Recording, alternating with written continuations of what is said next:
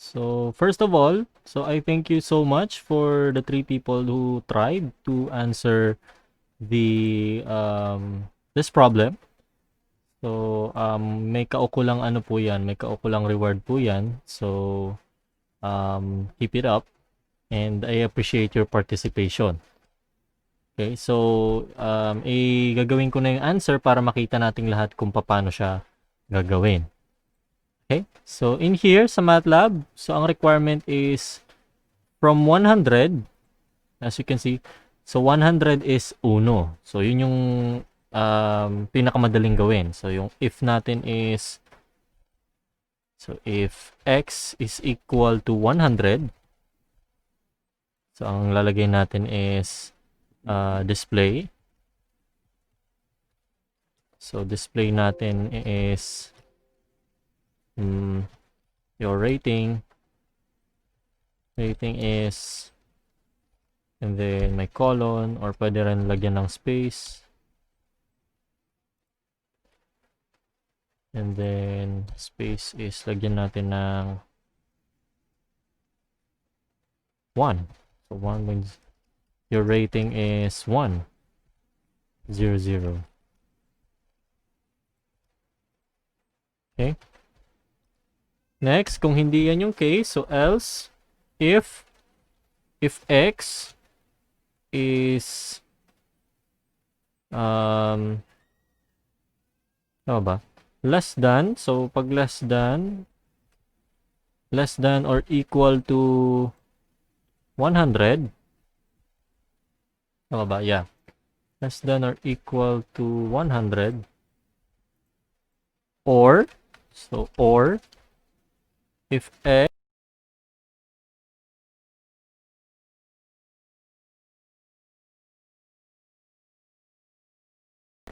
we have 96. So 96. Okay, so meaning mababa sa 100, not equal to 100. Yan. But is greater than or equal to 96. So ilalagay natin this, which is equal to your rating. Rating is 1.25. Okay, so bago tayo mag-proceed, so let's try score was 96. 96, your rating is 1.25. Okay, so try natin score 99. There's score 99, sorry. So your rating is 1.25. Clear natin ulit. So score 99. So dapat yung rating is 1.25. Let's try again. Score 99.9. 1.25 pa rin. Okay? So it really takes some time and practice in order to understand what the logical operators are and yung uses nila. Okay, so ganun din yung gagawin natin sa iba. Okay, so moving forward, so dito naman tayo sa else if. So this is for lagyan natin ng comment. So 96 or less than 100, or 100 less than 100 or greater than or equal to 96. So ayan. Next, else if x is greater than less than 96, na? Kasi pag nag-equal tayo sa 96, 1.25 yan. Pag nag-less than 96, 1.5 na. Or dun sa ating next condition, we have 93. So we have x is greater than or equal to 93. So copy na lang natin yan. So your rating is 1.5. Copy na rin natin tong comments. Less than 96 or greater than or equal to 93. And I think paulit-ulit na lang yan. No? Oops. Hanggang makarating tayo dun sa baba. Else if. Oops. So this one is 93.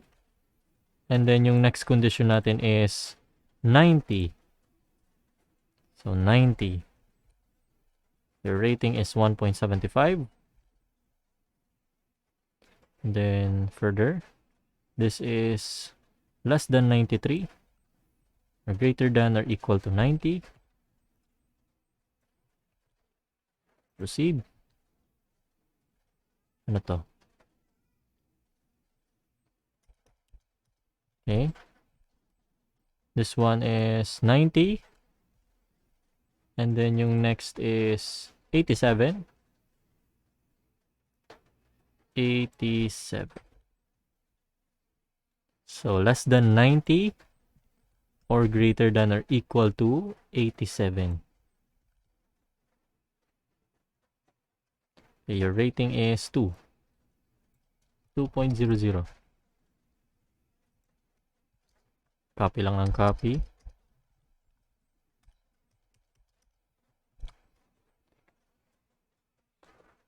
Okay, so medyo nakakalito na siya, pero saan na ba tayo?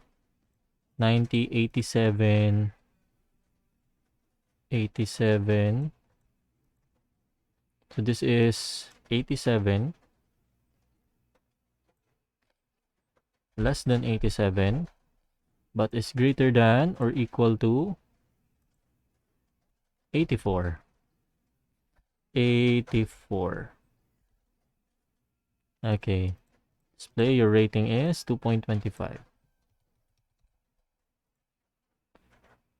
So we have here, this is less than 87.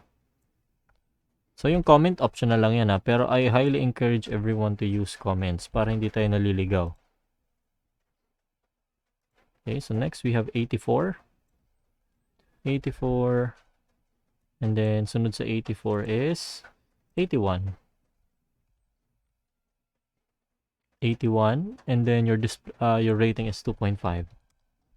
Correct me if I'm wrong, ha? So less than 84, greater than or equal to 81. Next, another else if.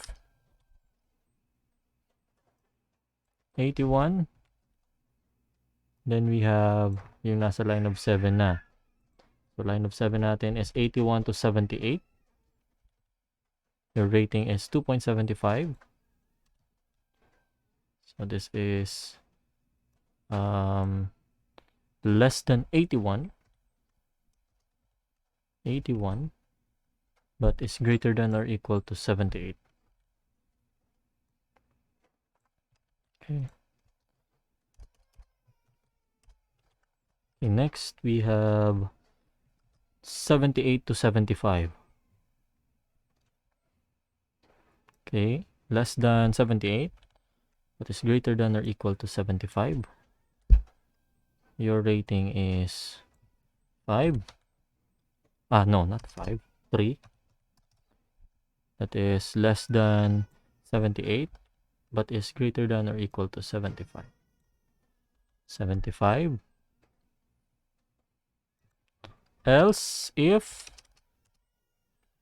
x is equal to x is equal to 75, your rating is 74. Less than less than 74. Your rating is 5.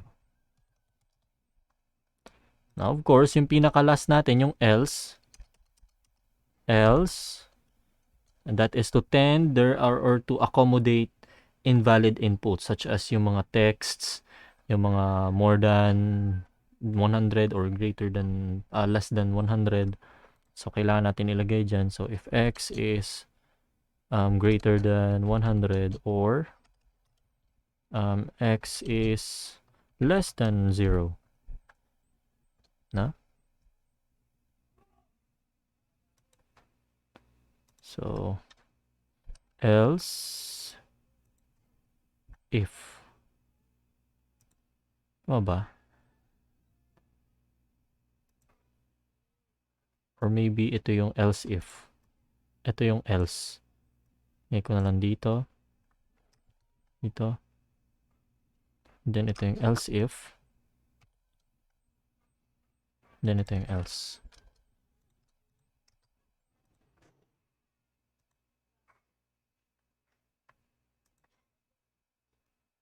Else. So, tatanggalin ko na yan kasi hindi na kailangan yan.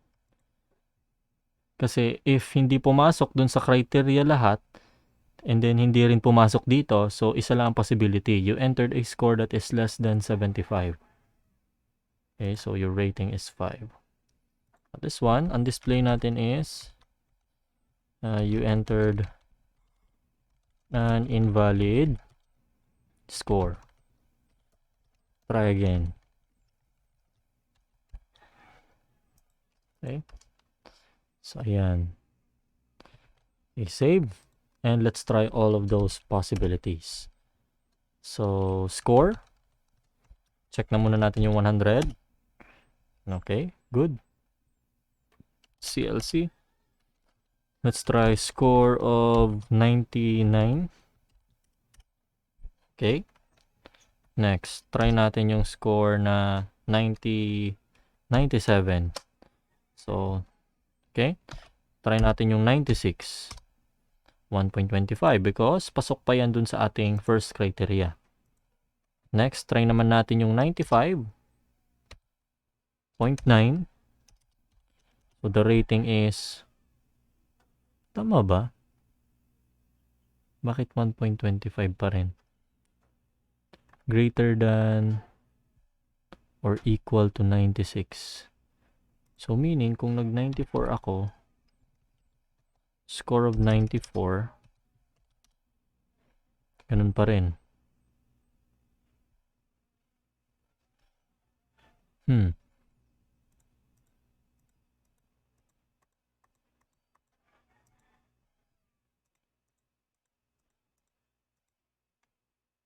Oh, I think mali yung yung operand ko. So, dapat naka-end to.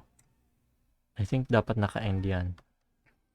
If the value is less than 100 or, so nag-true na siya dito, so hindi niya i-bother i-check yan. So, parating true yan. So, kailangan pala naka-end. Alright, my bad. End.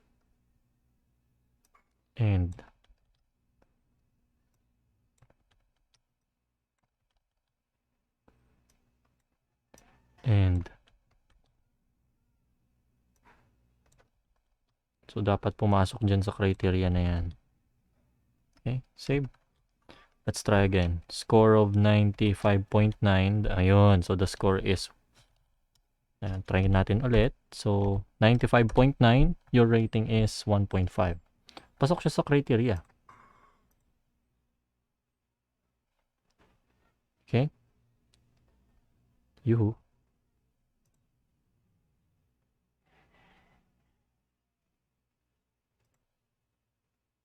Okay.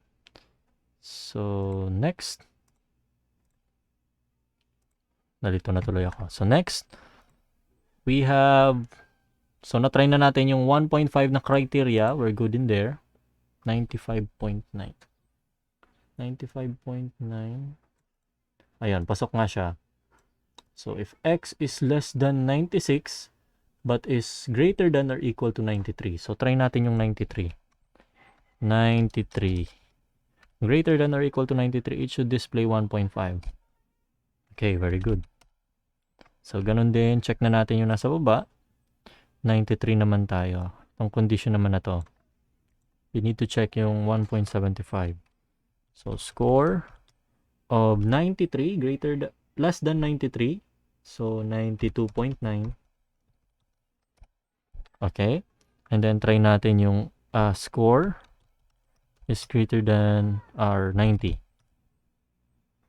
90. And then score na 91. Okay. So, pasok. And you know the rest. But I want to check yung ating yung invalid input. And then I want to check yung ating failing score. So, score. Score is equal to,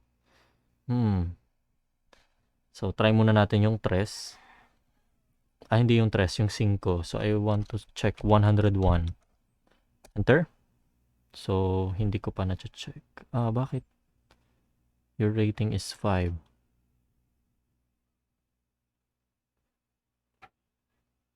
Or.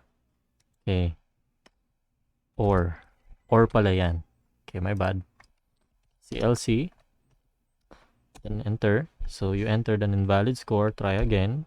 So, tama yung greater than 100. Try naman natin ang -2. Enter. So, you entered an invalid score. So, this checks out. And then, try naman natin yung failing score.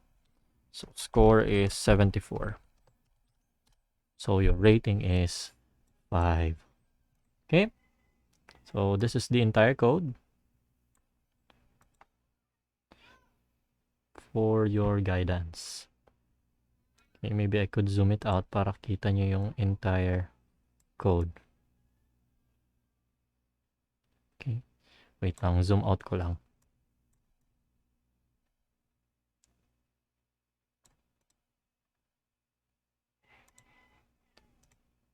Any questions, guys? I know it is a very lengthy code, but with practice, makukuha natin kung paano gumagana yung operators. Nagkaroon ako ng problem initially doon sa pag-determine nung and saka yung or.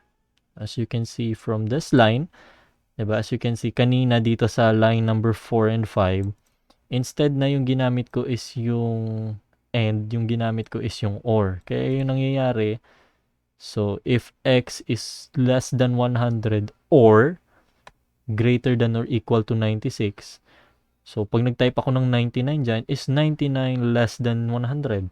That is true. Or is 99 greater than or equal to, parang nalilito na siya.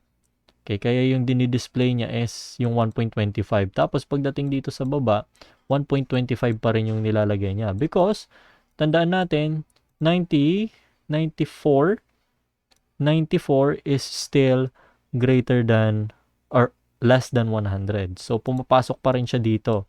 And parang naiitsapwera tong lahat ng to. Okay, so, it is a good parang magkaroon lang talaga tayo ng basic grasp as to what the operators should or how these logical operators work. Okay, so dapat hindi lang siya less than 100, but it should also be greater than or equal to 96. Okay, so save.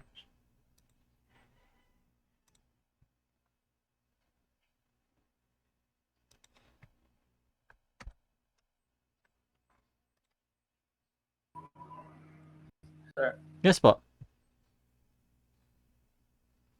Yes, Gio. Sir. Yes po. Sa Octave ba, sir? Pareho lang yan? Yes po, parehas lang yan.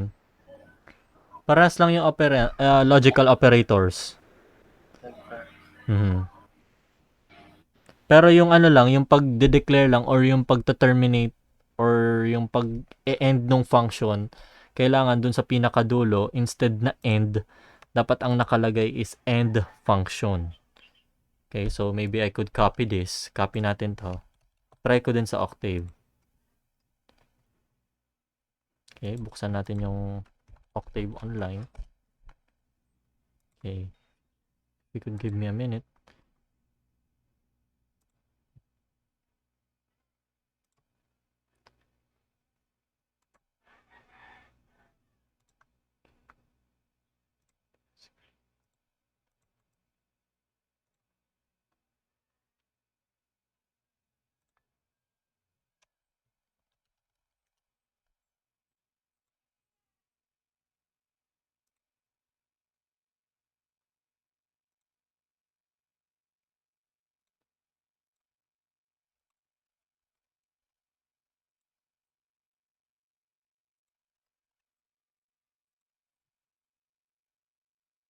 Okay, try natin sa Octave Online. Okay.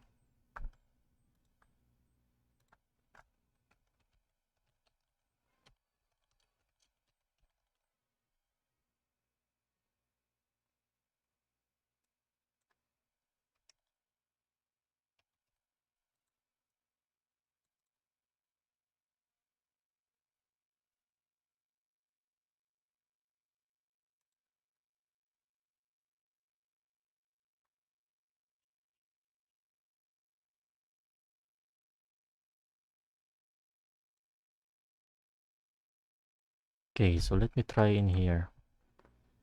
Okay, interact. Okay, so copy ko dito lahat. Nakaka-copy ba dito lahat? Hindi yata nakaka-copy. So if I try function, which has score. Ito ano na lang to, rough example na lang to. Okay, score x. And then, pag enter mo nyan, so maghihintay lang yan ng respond.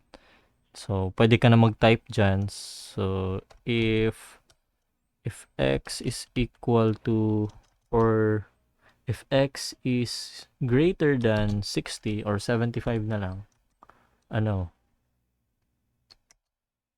ano ba?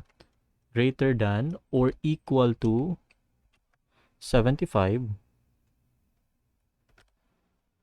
greater than or equal to 75, then, pwede na yung single line. Then, display natin yung pass. And then, else. Oof. Pass. And then, lagay tayo ng else. Display natin yung fail. Or pwede rin, else if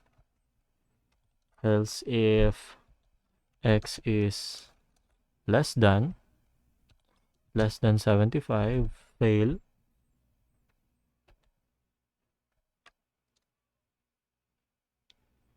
Siguro gawin na lang natin single line para mas maganda. If x is equal to 75, enter. So, this natin is equal to, okay, this equal to pass. Okay. And then else if x is, tama ba? Less than 75. So, this natin is fail. Enter. And then else else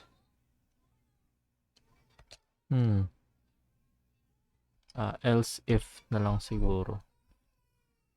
Or maybe I could refresh. Wait, namali ako. Dapat pala yung else yung fail, tapos else if, dapat nandun yung error capturing natin, which is if x or yung score natin is less than 0 or greater than 100.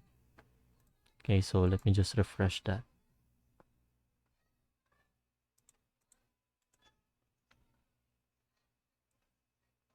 Interact.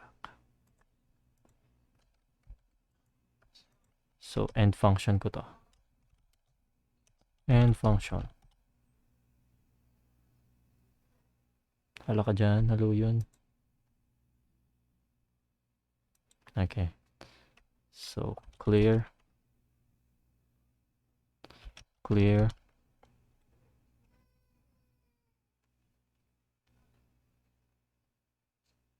Hala ka dyan.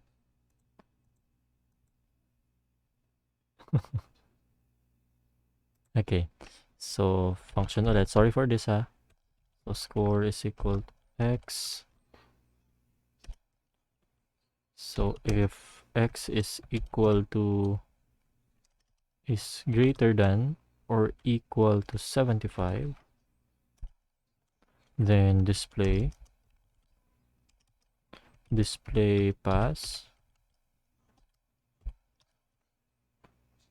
Okay, else if x is greater than 100, tama? Greater than 100 or x is less than 0. So this natin is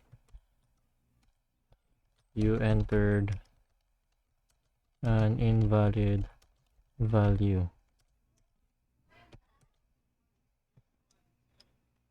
Zero to 100 only. O parang ganyan. Okay. Enter. Else, ang ilagay natin is display pass. Fail. So, anong nangyari dito is, so, chinek niya. So, if yung number na nilagay natin is 101, so, hindi siya papasa dito sa unang kondisyon. Papasa siya dito sa pangalawang kondisyon. However, if sabihin nating 74 yung nilagay natin, hindi siya papasa sa conditions 1 and 2. So, alam na, dun siya magpo-fall sa else. Okay, so else, display fail, and then type end. And then after that, so end muna, i-end natin yung if, and then saka tayo magpindot ng end function. Enter. Okay, and then from there, pwede na tayo mag-type ng score. Score, sabihin natin 75. Score is pass, of course. 74. Score is fail. Then try natin 101. Okay, tagal pass pa rin. So is greater than 100 or ba't ganun? Ba't hindi gumagana? Is greater than or equal to 75. Yeah, kasi pumasok pa rin siya doon sa isa.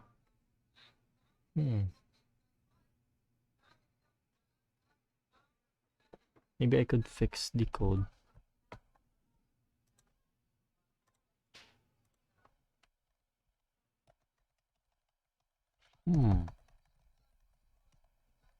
Sige, ayusin natin yung function. So, balik tayo sa function score. Function score x. So, maybe if I tried if x is greater than 100,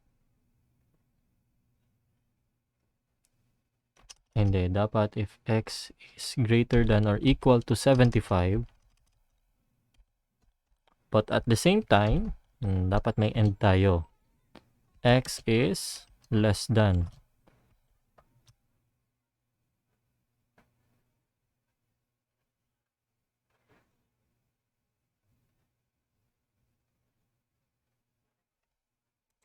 Tagal naman. Nawalan na ako ng connection. Halat lang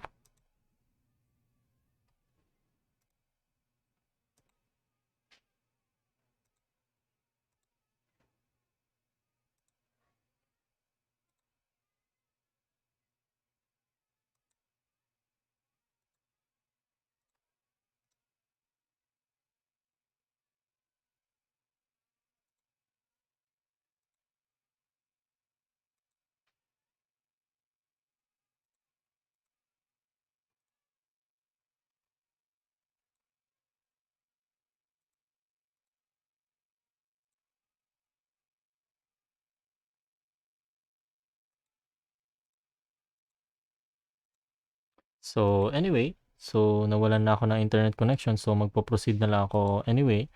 So, for Octave, so ganito ang gagawin nyo. So, where was I in that code? So, if x is greater than or equal to 75, and at the same time, if x is less than 100. Less than or equal to 100. No? So, lagay tayo ng end sa dulo. So, ano yung kondisyon? Display is equal to pass. Hello.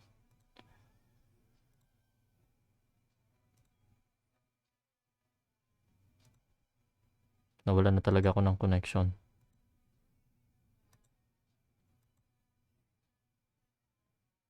Hoy, nagkaklase ako! Oray. Hello? Sorry. Nag-YouTube na digdi. Okay, so anyway, so going back here, so dito na lang ako siguro sa may MATLAB, pero I will follow the concept as that for Octave. So, nakikita nyo ba dyan yung code? Maybe I could... Saan na ba ako?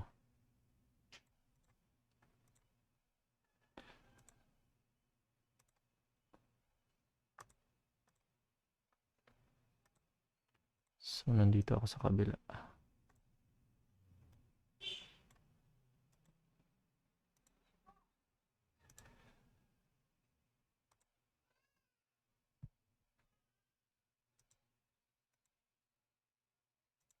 Okay.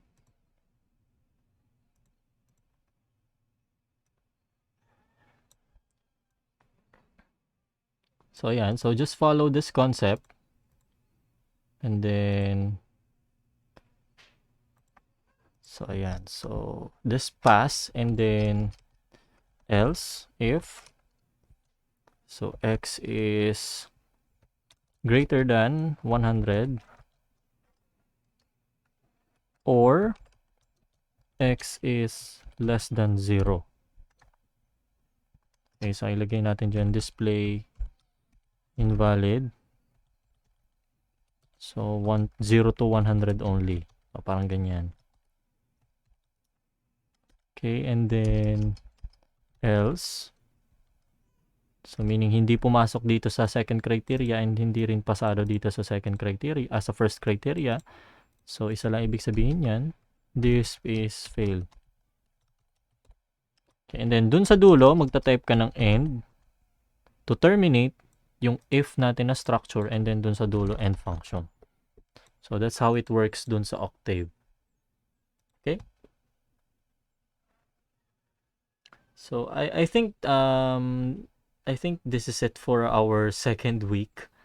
Do you have any questions regarding our topic today? May iba pa bang concerns?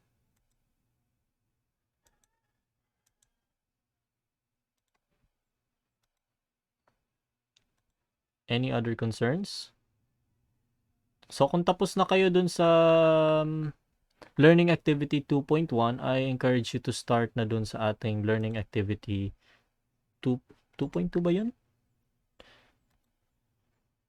2.2. 2.3, sir. Yung 2.3, yung Structured Programming. No. Nasa ano na tayo eh. So, yung 2.2, yung 2.1 is yung ating M-files input-output. So, dapat, starting last week, if you are sinisimulan mo na, so dapat ngayong week nakapag-submit ka na. Okay, so after 2.1, yung M-files and input-output, next na tayo dun sa structured programming. Ano? Kasi mahaba-haba yan. Okay, so I encourage you na to roll up some sleeves and start working on 2.2, yung Learning Activity 2.2. Okay, and finally, dun tayo sa Learning Activity 2.3, which is yung nesting and indentation, which is last week pa yan. Next week pa yan. Okay? So of course, konting reminders, our module number 2 has already been uploaded, yung complete na. So nandun na rin yung mga problem sets, and if you ever feel na kaya mong simulan na yung ibang items doon, so I encourage you to do them so. Okay? Kung may questions kayo regarding this topic and then yung problem set natin, please do not hesitate to ask me. Na magtanong kayo ng magtanong. Okay, and so far, so from the looks of the participation, only 3 people know, or parang tatatlo lang yung gustong mag-involve. No? So, I will be giving them their corresponding reward siguro sa grades. Pero yung mga hindi nakapag-submit nung ating participation, don't worry, wag kayo mawalan ng pag-asa. Ano po? So, ano lang yan, parang involvement lang yan or participation.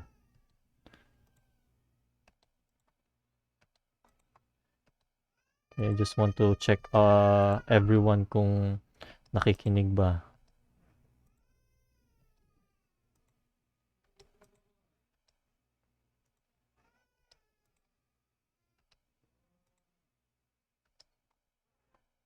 Okay, by the way, yung ating midterm, it will be a different one. So, yung exam natin is, diba nung prelim, iba-iba lang yung given. So, dito naman sa ating midterm, iba-iba ang problem.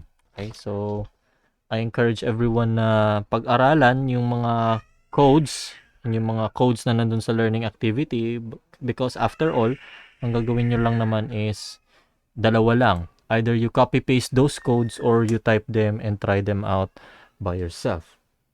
Okay, so kung may naintindihan tayo dun sa mga codes na binigay ko, isa lang ibig sabihin yan, talagang pinag-aralan mo yung material. If wala, alam na. Okay? So, kung wala ng questions, thank you guys for coming. Ipopost ko na lang yung video na to in order for you to have extra insight. No? Para yung mga, sabihin na natin yung mga medyo slow yung pacing, mapanood din tong video na to ng paulit-ulit. Okay, so kung wala nang tanong, happy lunchtime. Ingat ka mo, Permi. Have a good lunch. Okay?